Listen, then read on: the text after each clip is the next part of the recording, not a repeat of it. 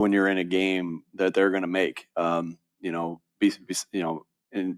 even with your best efforts, they still could make the play. So how do you play the next play mentality? And again, that's something that we've focused on a lot all year is next play mentality. And that's really, and we're saying this week, embrace the adversity. And that's really another way of saying, hey, play the next play. You got to work with Chris and with the Chargers. It's been a long time. Do you know anything? Do you have a foundational sort of understanding of what he is as a coach? From my experience with him at the Chargers now, we've both been a lot of different places since then. Obviously enjoyed the relationship I had with him while we coached together. Still consider him a friend. Obviously think he's a very good coach and he's doing a great job this year. But to say anything no, not really, not really as far as that goes. Because again, his philosophy has continued to develop. My philosophy is continuing to develop. So, it'll be a different handshake because I know him well. But that's about it. Vic Fangio said that Jeremiah Trotter Jr. could or will get some playing time with Nakobe out. How important was it that Jeremiah got that final regular season game and all that action, and what did he show you? Yeah, I think that was important for all our guys to be able to get that. We had the opportunity, just like the Rams did, to give ourselves a bye week on the however you want to say that, to give our guys a rest at the end of the regular season. And with that comes opportunity for other people, that are backups. And it was really important for him. He played a really good game. It was all over the stat sheet of what he did, and then all over the field. And so, I feel really good about the linebacker room. Obviously bummed about Nakobe, but feel really good about the guys that are going to be able to step in and play in his absence. And just can't say enough about, Trot and Oren, and Bobby King and Ronnell Williams, getting those guys ready. An overview of the offense this year, Jalen's role within it. I mean, 2 years ago versus now, 100 pass attempts fewer. You called the game manager notion bullshit with him. I mean, how much has he embraced this role in the offense, and how much of it was from input that he had throughout the year? Again, it's to look at it a whole season like that and say we have 100 less passes. Yes, that is the truth, right? But games go differently. The way games were last year are different than the games were this year, right? And so we have been in some situations where we haven't passed the ball in the fourth quarter of a lot of different games. So I think that's and I think that's kind of hard to see that number. It's an astonishing number when you say it like that, but that's over a course of 17 games, and also again knowing that some of these guys didn't play in fourth quarters, and we didn't throw some in the fourth quarter. But again, I to answer your question, I think what we do is we do whatever we need to do to win each and every game. And so if that means you're in a 2-minute to end a game and you got to throw it like we did against New Orleans to get the ball down into the position to score, you do that. If you're in a position where you're in a 4-minute at the end of the game and you're running out the clock to do whichever you need to do to win the game in that particular one, and you're running it well, then you do those things. And so I think that's just the nature of how that's went. And again, I think anytime that you have won whatever 13-14 or 14-15, whatever it is, your quarterback's going to be playing well. And Jalen's been playing very efficient. He's taking care of the football. He's playing very efficient. He's playing great. He's playing really good football. And I know that the stats don't look the same way because of different circumstances, but I think Jalen's playing really, really good football at this stage of the year, and excited about his opportunity of what he gets to do on Sunday. Vic, you protecting the football, you mentioned with Jalen.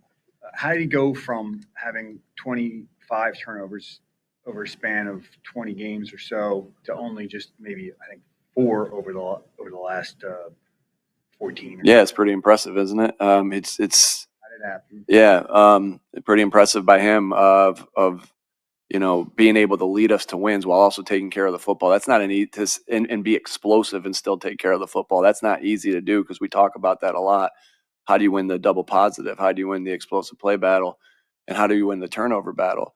And everybody's got hard jobs. That's a very hard job for a quarterback, to be able to create explosive plays and do the things that Jalen's done while also taking care of the football with running it and throwing it.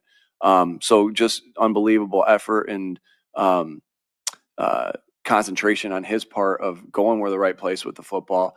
While also when he is a runner, protecting the football like Saquon does, or like AJ does. And so I can't give him enough credit for that, because that's very difficult, and it's really, when you win the turnover battle in this league, and it really dictates one of the best stat indicators of what's going to happen in the game. And so it's really just a great job by him putting our team in position to win each week because of how he's taking care of the football. Nick, looking at the combine last year, one thing Howie said was that you guys looked after last year and said you need to play young players more.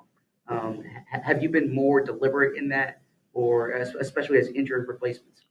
Yeah, I think still obviously we've played a lot of young guys. We're young on defense now at this point of the year. When you're 17, 18 games in, you're like, okay, the experience is there. They've played a full year of football. Now we're into playoff football.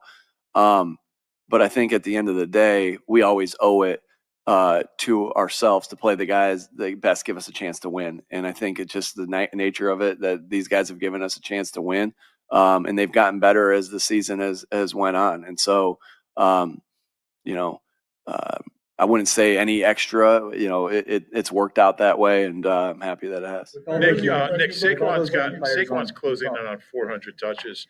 What have you seen from him as far as the way he takes care of himself and his fitness level and how he's managed to navigate the season and play at a high level? Yeah, he does a lot of things just to get himself ready each Sunday, both mentally and physically. And I think he's an ultimate pro that knows how important that it is that he's in great shape, weighing what he needs to weigh, working hard in the weight room to do the preventative things, the prehab, the post, the rehab stuff, and so he really does a good job of taking care of his body to get himself where he can touch the ball that much.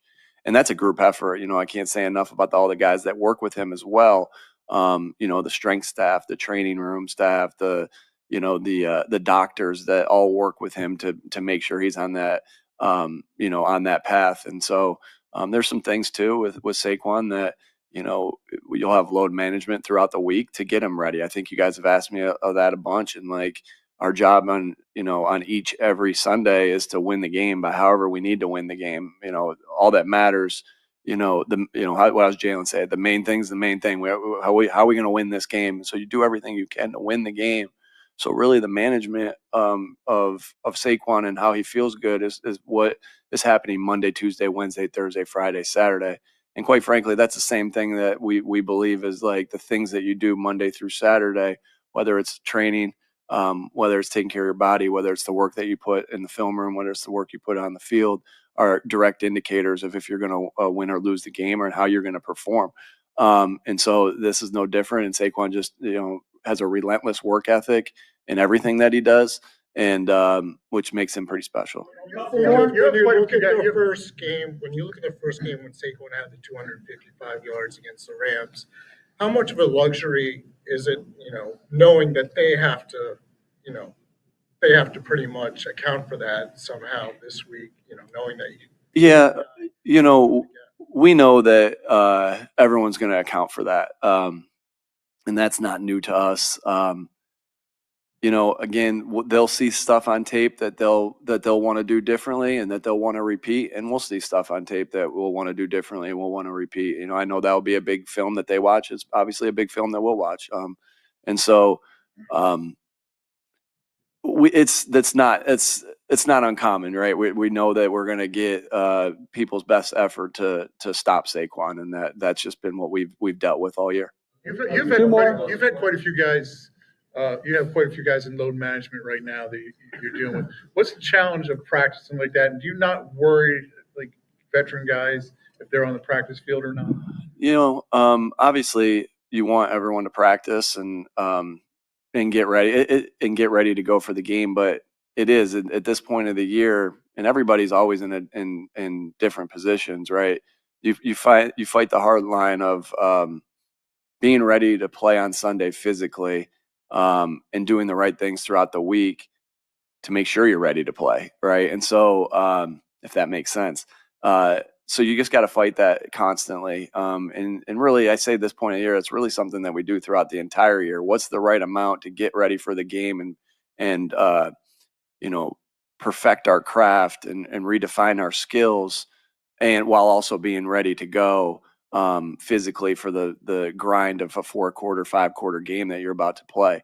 And so that's something that we deal with each week. And we feel like we've done a lot of. Again, I get all the information from everybody. Ultimately, I have to make the decisions, but I just got a lot of great people to help me out, to help make those decisions. And the players, they help me out with that, how their bodies are feeling, and obviously the trainers, doctors, and strength staff. Last one. Relied on younger players on defense this year. What has it taken behind the scenes to develop them?